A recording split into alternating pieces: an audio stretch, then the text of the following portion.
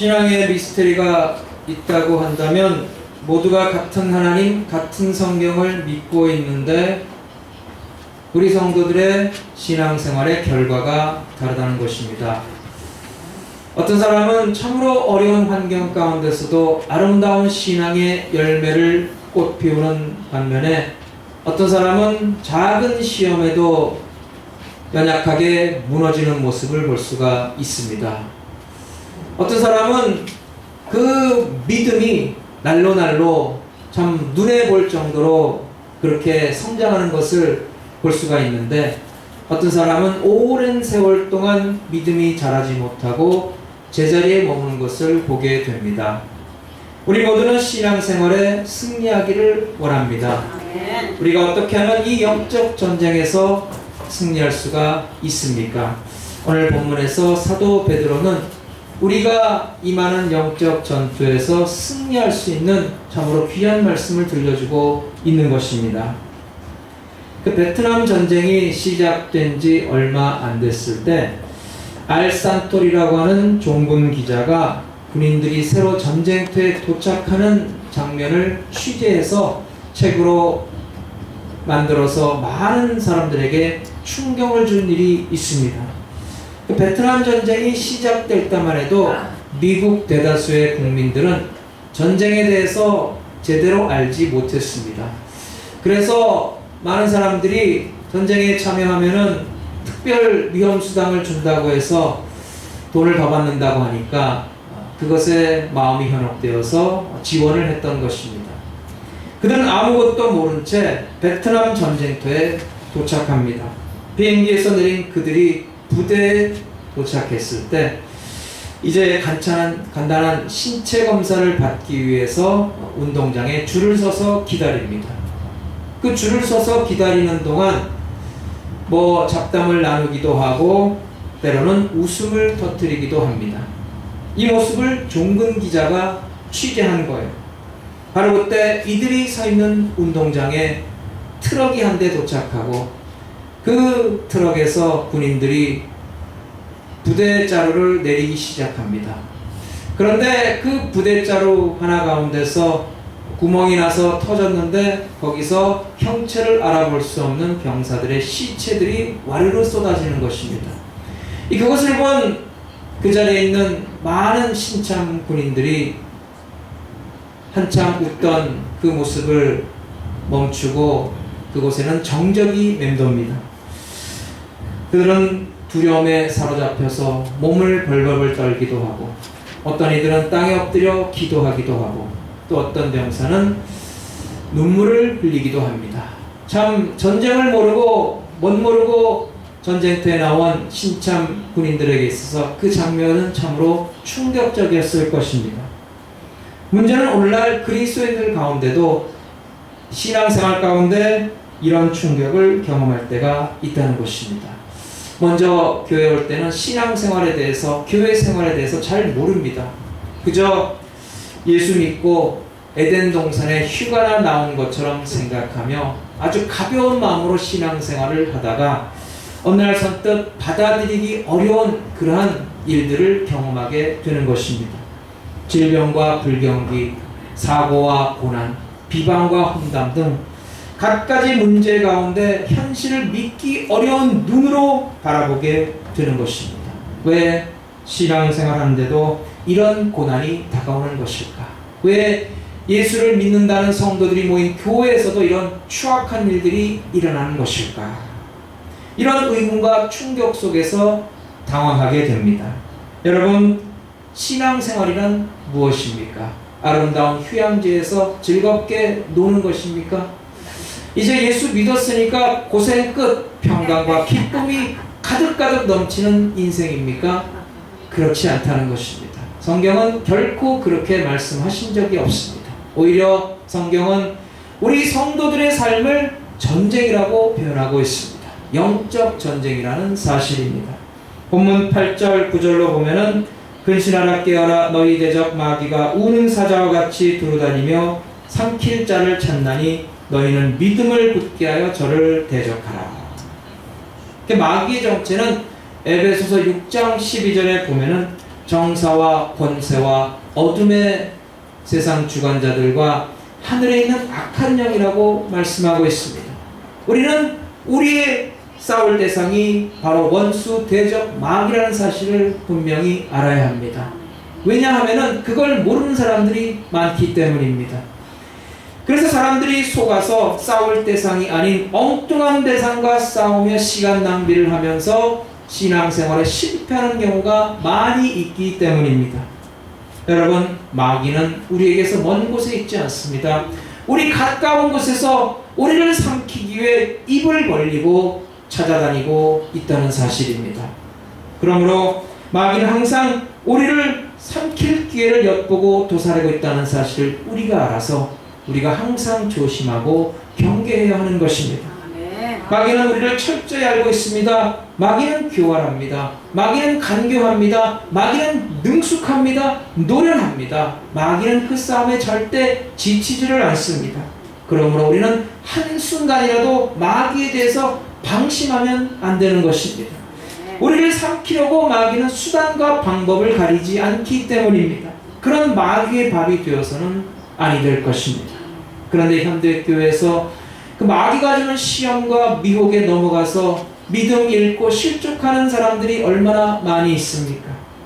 이와 같은 마귀의 공격에 대해서 우리는 어떻게 대처해야 합니까? 오늘 본문에서 사도 베드로는 귀한 말씀을 들려주고 있습니다. 근신하라, 깨어라, 믿음을 굳게 하라, 마귀를 대적하라. 첫째로 깨어 근신하라. 여러분, 우리는 잠들지 않고 깨어 근신해야 합니다. 그러면 마귀가 함부로 달려들지 못합니다. 깨어 있으니까, 우리가 정신 차리고 대비하고 있으니까 덤비지 못하는 것입니다. 도둑이 미리 올 것을 미리 대비하여 준비하는 사람에게는 도둑이 함부로 달려들지 못하는 것입니다. 그래서 우리는 말씀에 따라서 항상 깨어 있어야 하는 것입니다.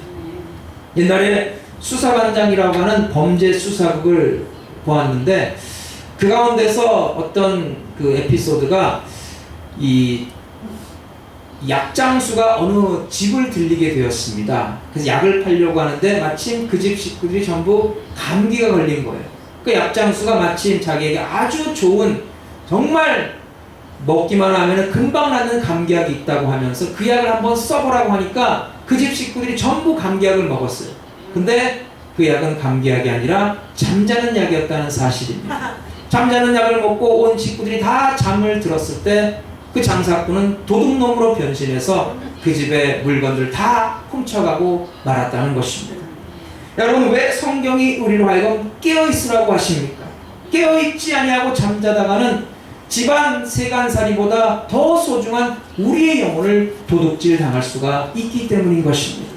황금보다 더 귀한 우리의 심령을 도둑질 당하는 그런 사람들이 많이 있기 때문인 것입니다.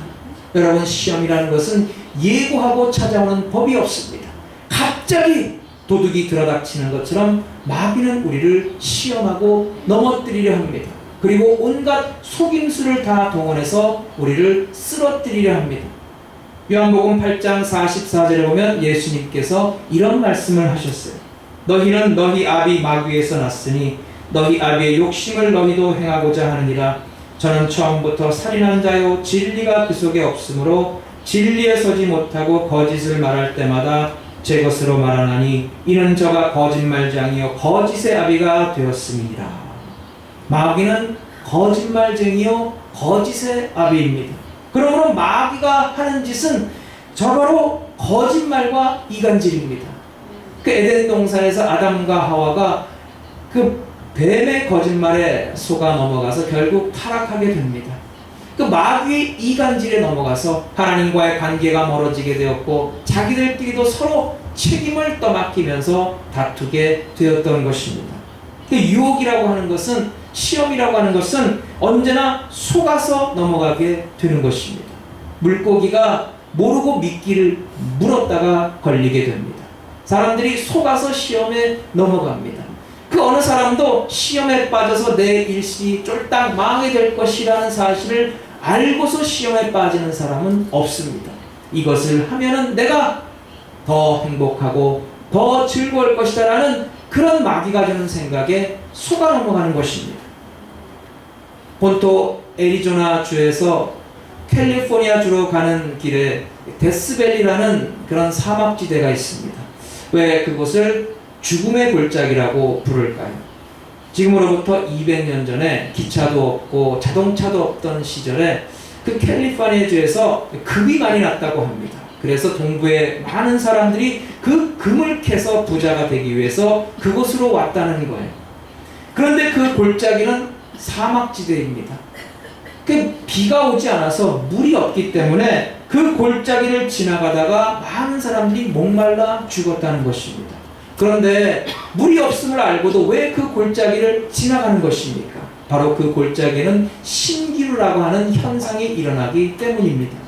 거기를 지나가다 보면 멀리서 새파란 물이 고여있는 것이 보이고 멀리서 집도 있고 넓은 호수가 있는 것이 보입니다. 그래서 조금만 더 가면은 내가 물을 마실 수 있겠구나, 편히 쉴 수 있겠구나 하면서 계속 따라가 보면은 물이 없고, 또 용기를 내서 더 따라가다 보면 또 없고, 그래서 결국은 목말라서 많은 사람들이 죽었다는 것입니다. 이와 같이 마귀는 좋은 것이 있다고 하면서 우리를 미혹합니다.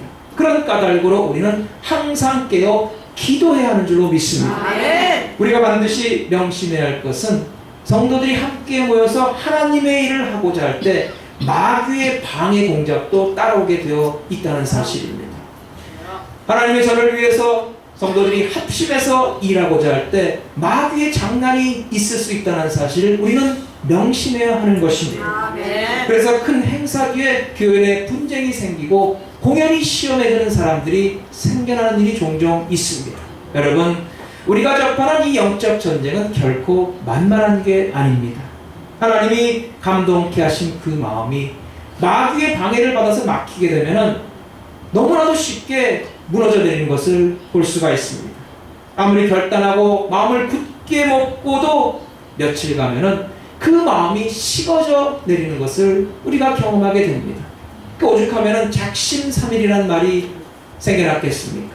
심지어 예배 드리면서 결단한 마음이 집에 들어가기도 전에 이미 냉랭하게 식어버리는 것을 경험할 때가 있습니다. 요즘 작심삼일이면 그래도 오래 가는 거예요. 작심 3분. 네? 저 예배당 문을 나서는 순간, 파킹장에서 차를 타는 그 순간 마음이 싹 변해버립니다. 특별히 모처럼 큰 마음 먹고 제대로 하려고 하는데 그 일이 방해를 받을 때 너무나도 쉽게 포기합니다. 예배 드리는 일, 주일 성수하는 일, 기도 드리는 일, 말씀 읽고 묵상하는 일, 봉사하는 일, 참으로 그 귀한 일들이 대적의 작은 공격에 너무나도 쉽게 포기하고 무너져 내리는 것을 볼 수가 있다는 것입니다. 그 귀한 일들을 그 사소한 마귀의 장난에 속아 넘어가서 빼앗길 때가 얼마나 많습니까? 그에 관해서 세상에 좋아하는 것들은 참으로 집요합니다. 끝까지 포기하지 않고 자기가 좋아하는 것은 꼭 하려고 합니다. 그런데 여러분, 성도의 삶은 세상 사람들의 삶과는 근본적으로 다르다는 것을 알아야 합니다. 우리는 다른 나라에 속해 있지 않습니다. 우리는 세상에 살지만 바로 천국 백성인 것입니다. 그래서 우리가 살아가는 방식은 세상 사람들이 살아가는 방식과는 분명히 다르다는 것을 알아야 합니다. 흔히 마귀가 우리를 미혹하기 위해서 주는 생각이 바로 나중에 우리 상황이 좋아지고 좀 형편이 나아지고 살만해지면 그때 가서 신앙생활 잘해야지 라는 생각입니다. 여러분, 그러나 그렇지가 않습니다. 성도의 삶은 세상 것이 먼저 채워져야 그 다음에 하나님의 일을 할 수 있는 것이 아니라는 것입니다. 오히려 영적 회복이 없이는 그 삶이 결코 풍요로울 수가 없다는 거예요. 꼭 물질적인 풍요로움 가운데 거한다 할지라도 하나님의 은혜가 내게 고갈되면은 그 심령에 참 만족이 없고 공허하고 줄이고 목마른 것을 느끼는 것이 바로 하늘에 속한 성도의 삶, 하늘에 하나님의 자녀로 부르심을 받은 하나님의 백성의 삶인 줄로 믿습니다. 떡이 땅에 떡만 가지고 살 수 있다면 그 사람은 더 이상 하늘에 속한 사람이 아닙니다. 하나님의 백성은 이 세상의 떡으로만 살 수 있는 것이 아닙니다. 바로 하늘의 양식으로 살 수 있어야 하는 것입니다. 하나님의 은혜로 살아가게 되는 것입니다. 그래서 우리의 삶의 우선순위를 먼저 정해야 합니다. 그래 우리가 하나님의 뜻 가운데 온전히 살 수가 있는 것입니다. 세상의 마귀의 속임수에 귀를 기울여서는 아니 된다는 것입니다. 정말 하나님의 백성이라면 내가 하나님을 조금만 떠나가도 일이 잘 안 되고 심령이 왠지 곤고하고 그리고 삶이 이상해져야 합니다. 여러분, 그것이 바로 하나님의 사랑을 받는 자녀라는 증거인 것입니다.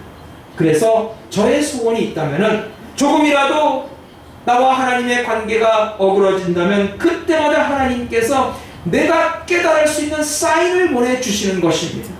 잘못된 길로 갈 때 하나님께서 즉각 개입하셔서 잘못된 길이 막혀서 더 이상 잘못된 길로 가지 않고 내가 바른 길로 돌아올 수 있도록 하나님께서 인도해 주시는 것입니다. 여러분, 그게 가장 큰 복인 줄로 믿습니다. 아멘. 야구 경기를 보면은 선수와 감독은 끊임없이 사인을 주고받습니다. 그렇죠? 그래서 그 사인을 주고받으면서 어떻게 경기에 임해야 되는가를 알게 되는 것입니다.